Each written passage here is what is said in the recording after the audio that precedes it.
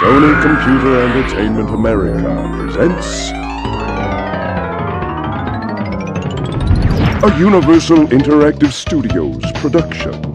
A game created and developed by Naughty Dog.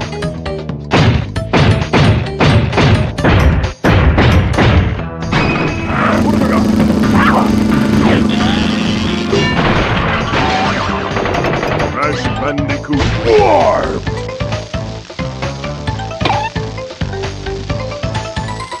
Press start to begin.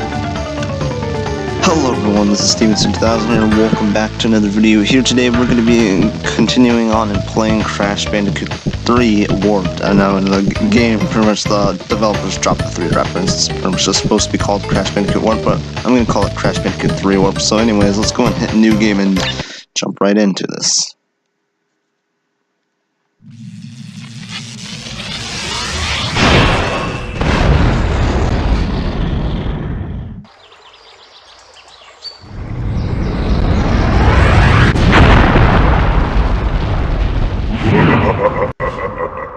Free at last.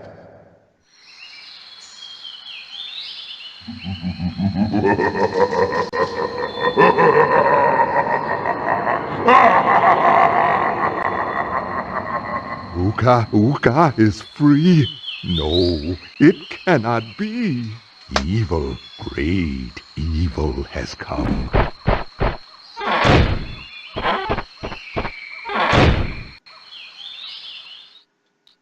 None have dared to fail to break Uka even once. But you, Cortex, you have failed me twice.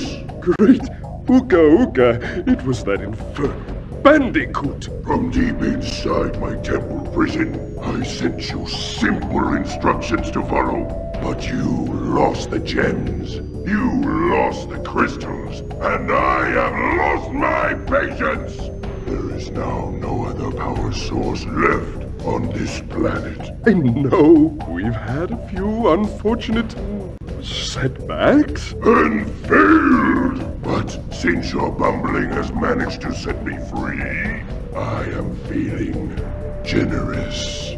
There is still a way for us to amass the power needed to enslave this miserable planet.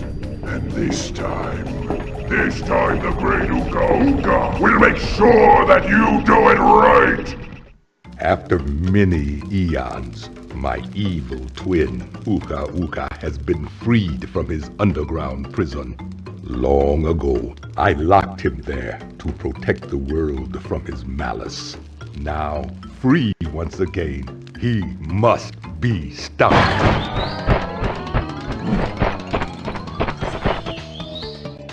Children, Uka and Cortex plan to use this time-twisting machine to gather crystals that lay scattered across time. I have brought you here to recover the crystals before they do so. To open the time portal, simply stand on a button and then jump into the portal. Good luck.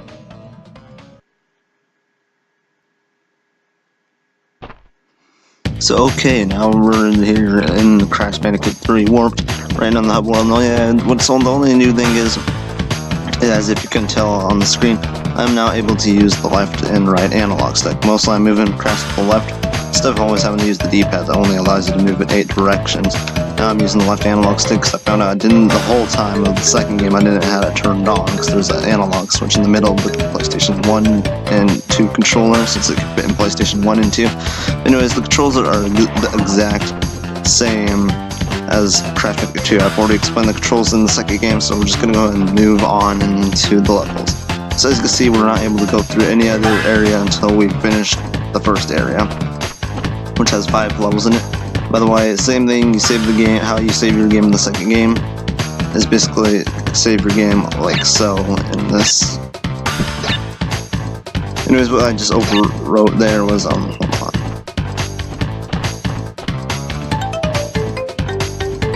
Load game.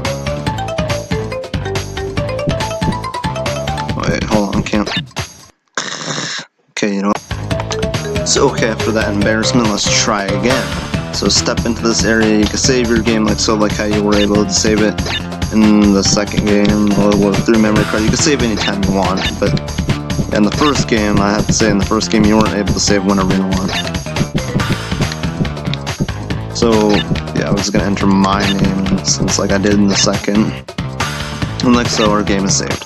So let's go ahead and move on to the levels, which is the main thing to move on to. So let's go ahead and jump to the first level. Basically, step on a button and run over and jump into it. Right now, we're going into the first level, Toad Village, and we're getting a cutscene here between warps to the level. Crash, crash, crash. Why must you always muck in my mud? Oh, look, I have a mask helping me, too. We will find out which one is more powerful soon enough. Okay then, Cortex, if you think so. And if he really thinks that he's more powerful this thing, yeah, but the only thing that is different in this game is, yeah, nothing else really. With the controls, they're the same stuff. But anyways, yes, the jumping motion is a bit different when you bounce off a box. That's the only thing that's different, but other than that, let's just go ahead and move on. Yeah, there's a chicken right here. You can spin it. It does nothing. But by the way, these boxes right here, they take up to 10 or 5 hits. Excuse me, 5 hits. Instead of 10 hits like the first and second game did with these boxes, they take up to 5 hits. 1, 2, 3, 4, 5. Bam, see 5, and it gives you 2 Wumpa fruits per hit. Excuse me there, yeah, the Wumpa fruits, they do the same in this game. They give you an extra life every time you collect 100. And same thing, spin the boxes or destroy the boxes in any type of way. And the only thing that's different is when you press triangle, the box total like it showed in the second game, well, guess what? It's different this time. It shows how many boxes there is in level. That is more forgiving than anything. By the way, these boxes just speed up until it eventually turns into a box that you cannot get. It would turn into a metal box, and then you can't break it. It still shows there as an actual box to break. But so far, it shows for 13 out of 42, so it actually shows how much there is in the level. In the first and second game, it didn't do that at all. I mean, in the second game, it only showed how much you've got so far. In this game, it's more forgiving with the boxes. Let's go ahead and jump on this, which, by the way, this takes us to a bonus round path. A bonus round path, which is a little path. You just run through it, get all the boxes, and get out. And you can collect the Wumpa fruits if you want. It's completely optional to the player and all. But like I'm saying, the jumping motion is different. By the way, you can just spin these boxes and they'll still count towards your box total. I mean, it's not counting towards the box total yet at the top of the screen until you finish the bonus round. See, it's not like counting towards the top, it's counting towards the box total on the bottom. It also shows how many boxes there is in the bonus. Which was like the same thing with the second game, it only just showed how much you've gotten so far in the bonus. In this game, it shows how much there actually is in that bonus area. So we're just going to go ahead and run on through the level. By the way, you can do the slide spin, which is going to come in handy after we've beat this level. And oh boy, we took damage there. I was trying to spin, but it wouldn't let me. Since there is such thing as the spinning fatigue, which is a thing of the first and second in this game too. And by the way, this game is actually my favorite game. I'm also going to tell you guys right now, I'm going to be actually going for a 105% completion in this Let's Play of this game, Crash Bandicoot 3 Warped. Yeah, it's going to take a little bit longer than the first and second game did. And yeah, I think you'll see why. But yeah, getting all the boxes, and you can do it with as many deaths as you want and still get the gem.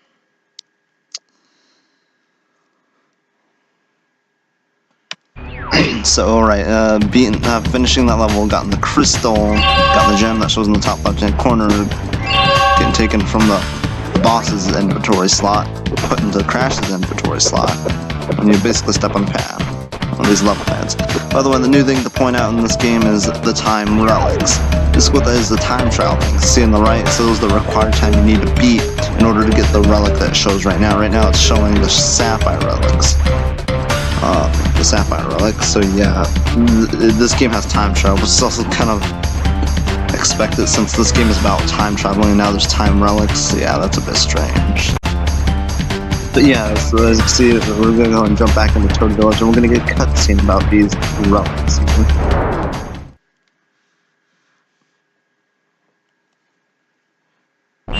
Crash, Coco, if you have already retrieved a levels crystal, Then you will find a floating clock when you enter for the second time. This floating clock activates time trial mode. Grab it and the clock will start ticking. Race for the end to get the best time. But beware, some elements will change. Okay. So alright then, so as Aku was explaining in that cutscene, by the way, Aku has a character, he can talk now in this game. And as in this whole entire game, Coco doesn't even say anything. She used to say stuff in the second game, she doesn't say anything at all in this game, but as Aku was saying, is when you pick up that clock, some elements will change. He means the boxes, technically. Only the boxes are what changes, and the Wumpa fruits go away, and you get your mask taken away for it to start off bare. So let's just go ahead and get it, and yeah, let's just take off now. And the fastest way I can find how to do it right now is the slide spin, and slide jump when it gets to an obstacle that you need to dodge. Yeah, you gotta chain your slide spins together. I'm like pressing R1 and the square button, moving around with the left analog stick in order to do this. And when it gets to an obstacle, I do a slide jump, which is a little bit more quicker. Or doing a slide spin slide jump, like doing a slide jump. By the way, the new elements in this, not forgiving at all right here. And by the way, when you die, boom, you get sent back to the very beginning when you're in time trial mode. But the newest thing of the boxes the newest box there is the time crates, or known as time boxes, since believe it or not, these boxes are actually crates. Just the game implies them as boxes, so I'll call them boxes. But however, you see that yellow box with the number on it. Basically, when you hit it, as you see in the bottom right-hand corner, it freezes the time clock for that amount of time that it showed on the box, of that yellow box with the number on it. Most likely with a red number on it. Yeah, you can even knock other enemies into those time crates, and they'll also count towards your time as well. Which I thought this was kind of like a genius idea, but also it's not very bright to put in this game since, yeah, like I said, as you saw there, it counted for the enemy bumping into it. So yeah, let's just go ahead and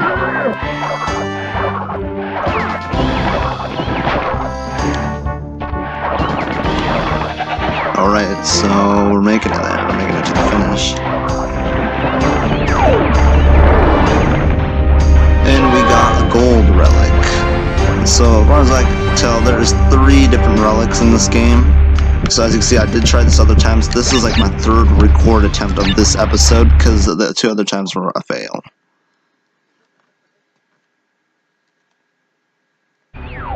And the reason why the 2 other recordings were failed is because of the video size that I have for this episode and stuff. So there's 3 different relics. There's a sapphire relic, which is the first one I expected to get, and then there's the gold relic as I got, which is the 2nd place relic, and then there's the platinum relic that looks all silverish, white and silverish. Right now, as you see, that looks bluish. That's the sapphire. The 2nd one is the gold, which is of course this yellowish color, and the platinum is a whitish, silverish looking one. So let's just go ahead and jump into the next level, which is, by the way, an underwater level. Most people don't like underwater levels. But however, I don't mind too much about underwater levels. Controls are pretty simple. Left analog stick moves, pressing XX button, the X button over and over again, and flutter kick, square button, and circle button, and R1 or spin, and triangles that, and so on, so on. That's pretty much it to it. We will also get a new device to actually use in this level, by the way. Yeah, and that's how you pretty much kill enemies, the spin attack with the square or circle or R1 button, since they all those 3 of those buttons on the PlayStation 1 controller seems to do that. Ooh, I don't know how I killed that thing. Usually you would not kill them. Possibly I might have hit it before it even turned into a puff-up. Those pufferfish, you can only kill them when they're not puffed up. If they're puffed up and you try to spin them, you will just take damage. And by the way, you're not able to get invincibility in these underwater levels, which is another problem. So we're just gonna kind of rush our way through this, and I took damage, as you can see there. Yeah, checkpoint. And also the checkpoints have a different sound effect when you hit them now. So yeah, I got these boxes along the way down. So far I've gotten them all, I think.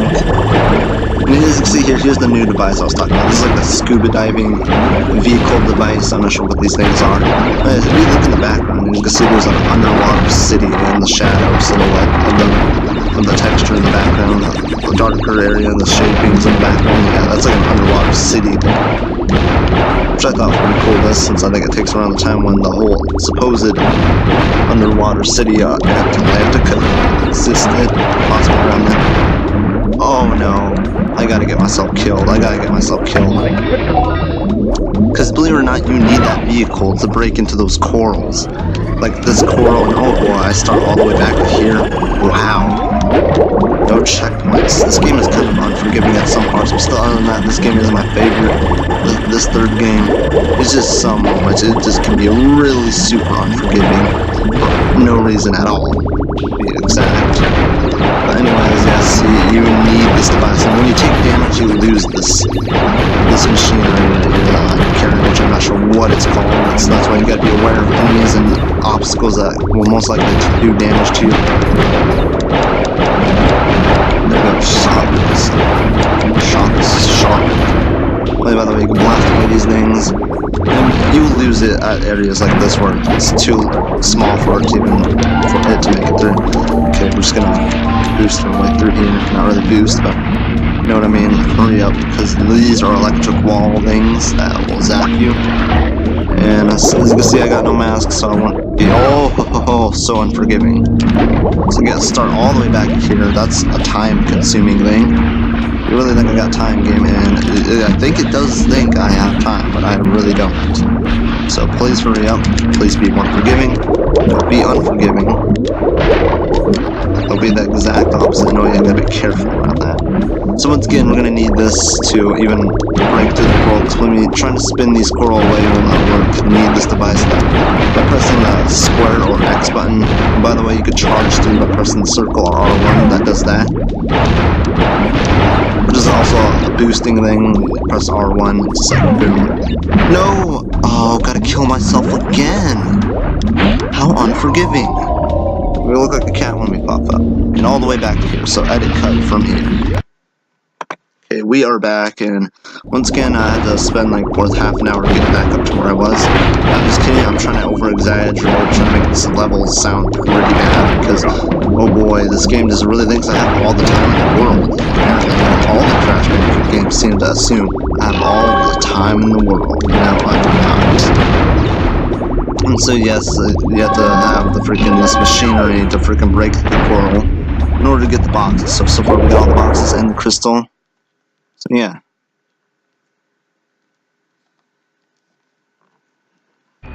This level was very unforgiving, but otherwise, yeah, if you guys realize Crash's victory dance, yeah, you can skip it by pressing triangle like you could in the second game. Like so, and yeah, we're gonna jump back into the level because of the time relic.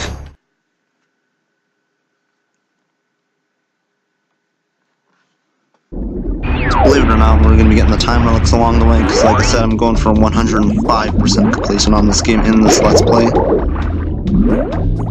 Yes, take away our mask. Don't worry, there's one right here right off the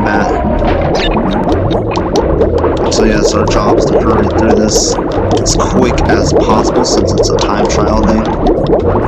So we're going to be pressing X and the square button at the same time in order to get faster speed.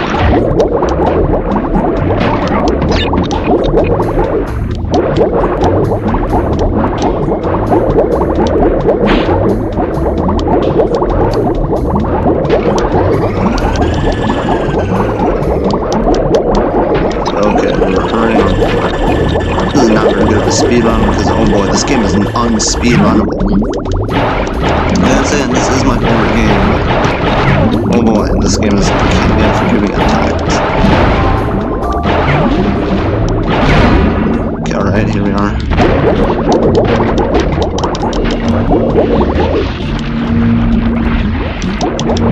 Okay, man, let's make it 3 of them taking damage. Okay, it took another damage, so we have to take this no matter what.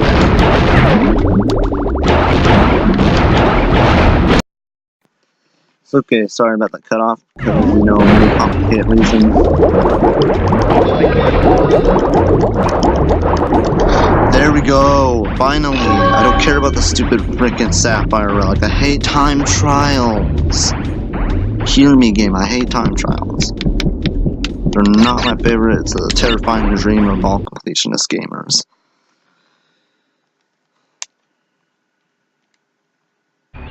So, okay, and as much as I would like to save the next level for the next episode, we're gonna go ahead and do that now, which, by the way, this is a special level, Orient Express.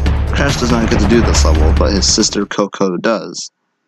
Because you don't only play as Crash through the game. As I said, you don't only play as Crash through the game, you also play as Coco, his little sister, here and there in some levels, such as this. She doesn't do much on feet, so all she can do is walk and jump, but here's Purra the tiger that you get to ride. By the way, this is a riding level like in the first and second game. It's more or less similar to the second game because you are able to dash with R1, circle, or square button. And the X, of course, is the jump, and the triangle is, of course, your inventory stuff. Yes, and there's obstacles, and by the way, this is like same like the polar levels in the second game. You constantly keep going, but however you can change the speed by going faster or just going at this normal speed. Which I know some people might call it bogus, where you have to constantly keep going. So in this box, there's no backtracking like I did there. So we gotta kill ourselves in order to get spawned back to the last checkpoint, which was pretty far away. So I'm gonna speed run my way back to where I was.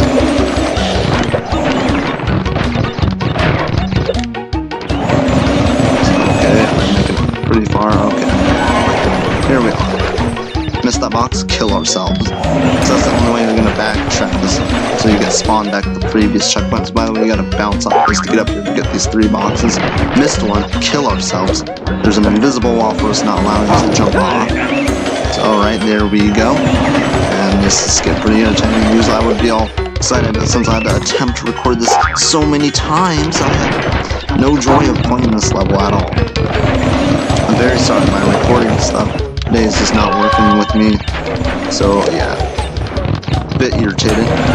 Hopefully this one will be it. Okay, missed, kill ourselves. I'll spawn all the way back to here. And to the point I want to speedrun this so bad. On our way through, and the last box is right there, so 51 out of 51. Let's go ahead and just dash, and she automatically does this big jump, and voila, we got the gem in the crystal in the levels. You have to make sure you get the crystals, otherwise, like same like the second game, you won't make any progress to the boss in like the area.